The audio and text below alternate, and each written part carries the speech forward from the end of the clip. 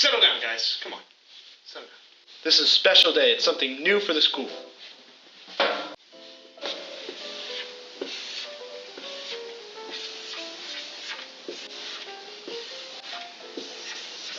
What does KNDN mean?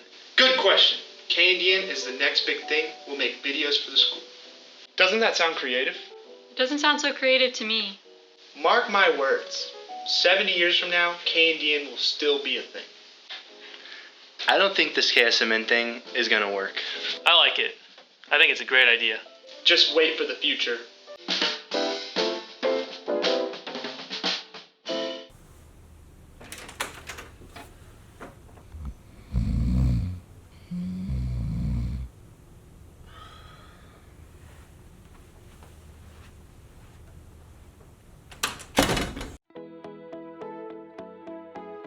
It's a mindset about how people can handle what's going on in their life. So for example, keeping your day is one of the phrases that Top 20 uses. And it's pretty simplistic. Keep your day. Don't let anything that's going on in your day take your day away from you. You only get one of those days, make it the best you possibly can. Stay above the line. There's always things that happen throughout our day that could impact us negatively or make us react negatively, and when those things happen, we want to stay above the line, keep a positive mind. I think it's going to empower students. I think it's going to give them something that they can refer to whenever they're having a tough day, as far as simple phrases like being above the line or below the line, having a trampoline, keeping their day, stuff like that. I think it's going to give students small reminders on things that they can control to keep their day rather than someone else taking it from them.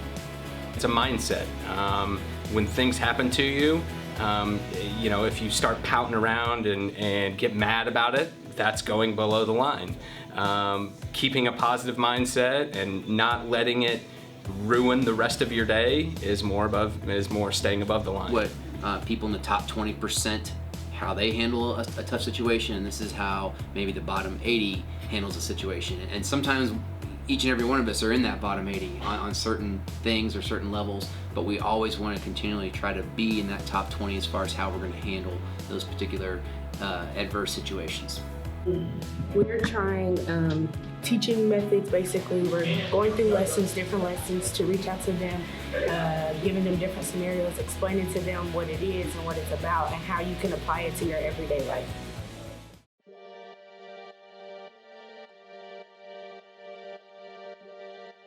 So our family traditions, I feel like are pretty common. Maybe not, maybe we're weird.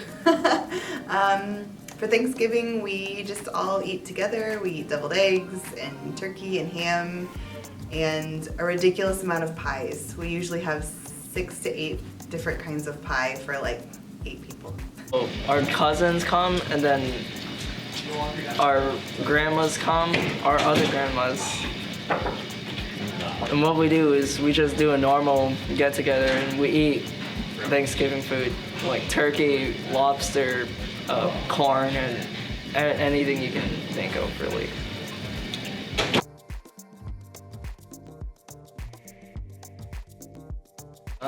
It's fun right now. I wouldn't really change anything about it, so. For Thanksgiving, less crowded as people. We fit like 50 people into one house. It's way too many. If I could change anything about my tradition, I'd like to have more people come to our Thanksgiving dinner to expand it more to our neighbors and friends, make it a bigger deal.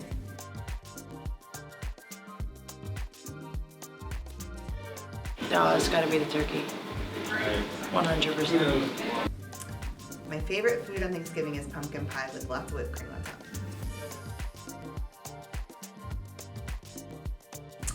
My favorite thing about the holidays is just getting to spend time with family that I don't get to see very often. I like being all together. Probably my grandma. This started by going to our grandma's house and having a party every single Thanksgiving. I don't really know where it came from.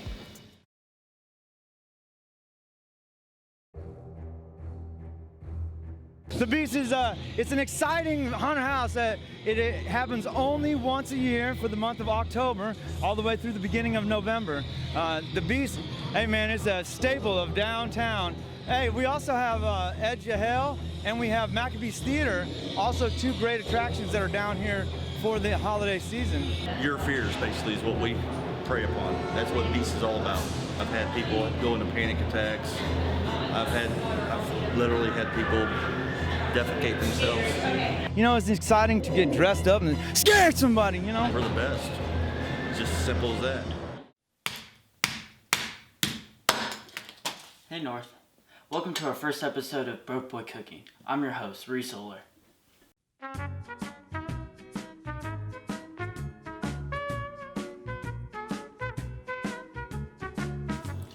I get it. Holidays can be expensive. Everybody's trying to make you go to their Friendsgiving. Everybody wants a Christmas gift. Not all of us can bring home a 20-pound turkey for your holiday feast. That's where I come in. I'm going to show you how to make a perfect holiday meal for no money at all. Step 1 to a broke boy holiday feast, pantry digging. The easiest and cheapest way to find food.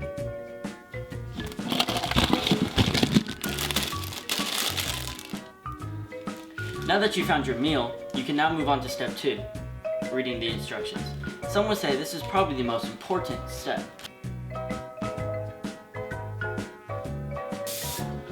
So when cooking ramen, the first thing you're going to do is get your water boiling.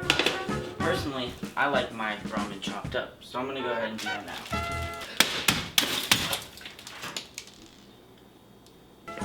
Now that your water's at a boil, you're going to go ahead and add your noodles.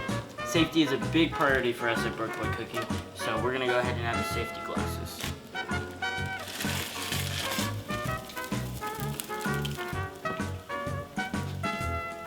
So now we're going to move it to the bowl. First, safety, always. This is a pro tip right here. We're going to dump some water out into the bowl. So now you're going to add your chicken seasoning and stir.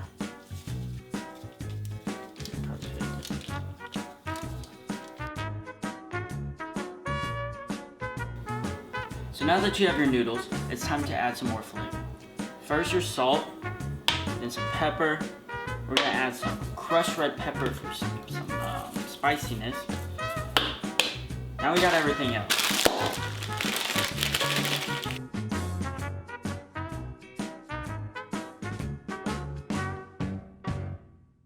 There it is, that's the final product. All you have left to do now is eat it.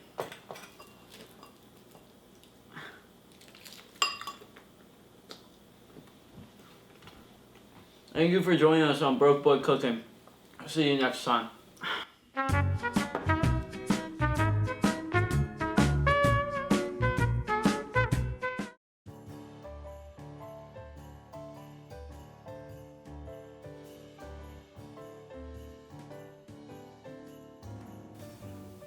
Probably when I was 5, I think it was when I was 5, I went into the living room and there was a Barbie dream house in there, and that was like my biggest Christmas gift. Probably the Wii, back when I was like 8 years old. It was a pretty fun time. So probably when I was like 10 or 11, my parents had been hyping up this present for a good hot second, and then they got me and my brother this really big electric racetrack that had these like little things, and you just pull the trigger and they would zoom around the track.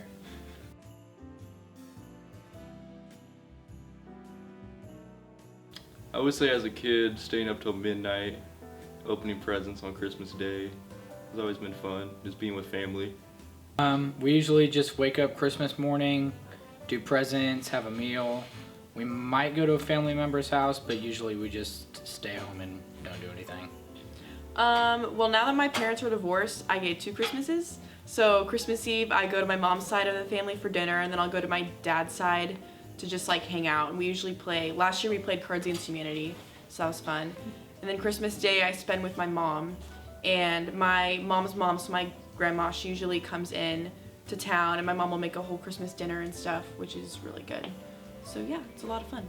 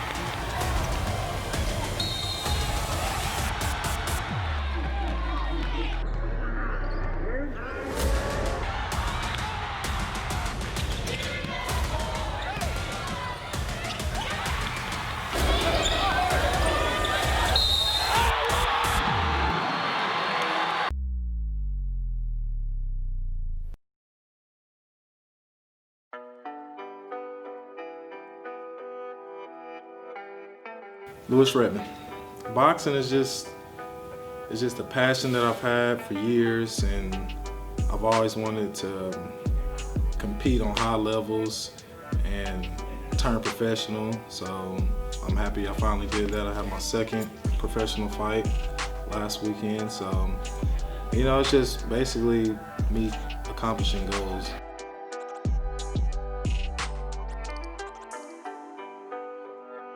My training consists of a lot of running, sprints. I try to get at least 3 miles in. I go to the gym probably like 5 times a week, and we just do a lot of mid work, sparring. I spar like 2 or 3 times a week. Bag work, push-ups, it's a lot. It's a lot. Winning Golden Gloves a few years ago, that was major for me. I've always wanted to do that since I was a teenager. And actually turning pro, having my pro debut, that was really big for me. So I would say those 2 so far. Win. It's a lot that kind of runs through my head during the fight. I just want to make sure I'm persuading the judges that I'm actually winning this fight. I'm just thinking hit and don't get hit. Good morning, Mr. Higgins. How you doing? Richard, good, man. You? I'm doing good. You excited? Yeah, absolutely. I guess. All right, guys. Welcome back to our KNDN broadcast. This is our 3rd and final episode of Cold Questions for the season. So let's get started. All right, let's go. All right, Mr. Higgins, right before we get in, when was the last time you were in an ice bath? It's been a few years, Richard. College. College? Yeah. Ooh. All right, ready? Yeah, I guess, if I have to be. Yep, let's go. 1, 2, 3, go. Woo! Oh. Ooh. How's it feeling? Let me catch my breath. All right, let's go. Come Mr. Higgins, why do you enjoy being a principal here? I've told people this a lot. It's all about the people. The students, the teachers, the parents. We got great people here. No, yeah, that's my favorite thing. Yeah, we do. All right. Second question. Yeah. What are your Thanksgiving traditions, and what do you usually do for like Black Friday and Cyber Monday and stuff like that? So we travel on Thanksgiving. We rotate between my family and my wife's family. So one year we'll go to my family, the next year my wife's family. Man, I sound like I'm about to cry. Black Friday, I don't do Black Friday. Like Black Friday for me is watching football and eating food. So I let my wife go and do that stuff. I hang at home. Yeah? Cyber Monday. Monday, nothing? No, not really. I'm into the Amazon game a little bit, but not huge. So I let my wife do the shopping. She's good at it. All right, I get that. See, I'm like the complete opposite. I'm there at like 2 in the morning. Quit stalling, Richard. I can't feel my toes. All right, Mr. Higgins. I'm gonna ask you one last question since it looks like you're dying. Where's the whirlpool? The whirlpool? We don't have a whirlpool here. All right, last question since you're dying. You've been a principal at West and East and now North, right? Right. So assistant principal at those places. At yeah. assistant. Yeah. If you had to pick one, like where would you be at? Or would you go back to a different one? Nothing against East or West, but absolutely, there's no doubt in my mind where I would be. That's right here, black and red, baby. Black and red. North. I ain't going. No Lancers, no Vikings, no Raiders, Cougar. No, right here, Shawnee Mission North. Right here? Yeah, absolutely. So it's been a great 2 years, and I look forward to many more. So you have a blog, right? I do. Where did that come from? I started my blog 9 years ago. 9 years ago, so. It'll be 9 years actually in January. And when I first started, it was all about saving money. Saving money. It was about bargains and saving money. Where did the name come from, actually? I want to know that. Okay, so Enza is my name. It's my first name. Yeah. Since I first started, it was all writing about saving money and diapers and couponing. And then I liked to write about family entertainment. So I like to write about movies and share about movies and stories about my family. And since then, it's been a little bit more entertainment-wise. And then, on social media, starting this summer, I started putting up a lot more crafts. And I try to tie some of them into the movies that I write about. So when did you start crafting?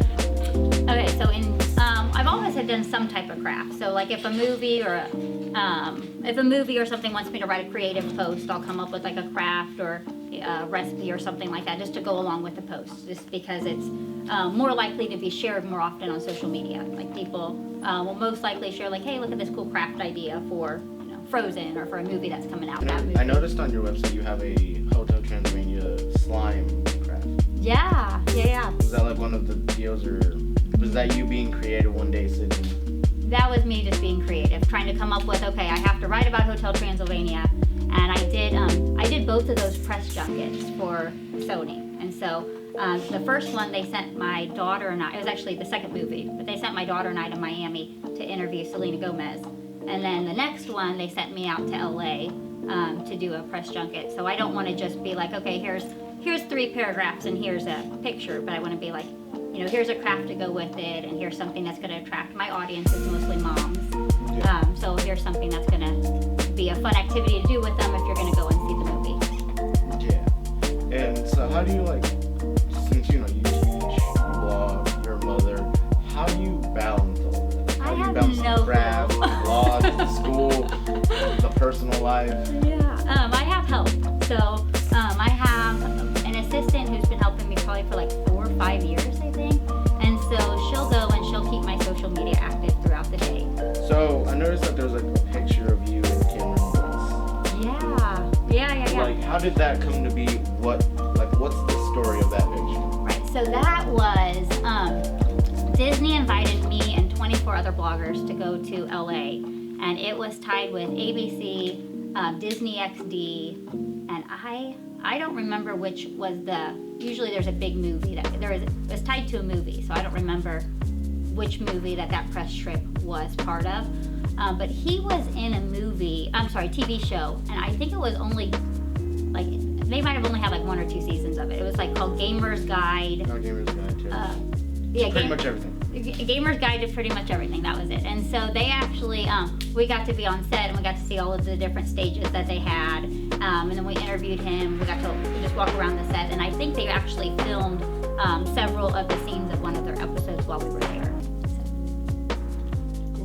Cool. Yeah. Thank you very much. No problem.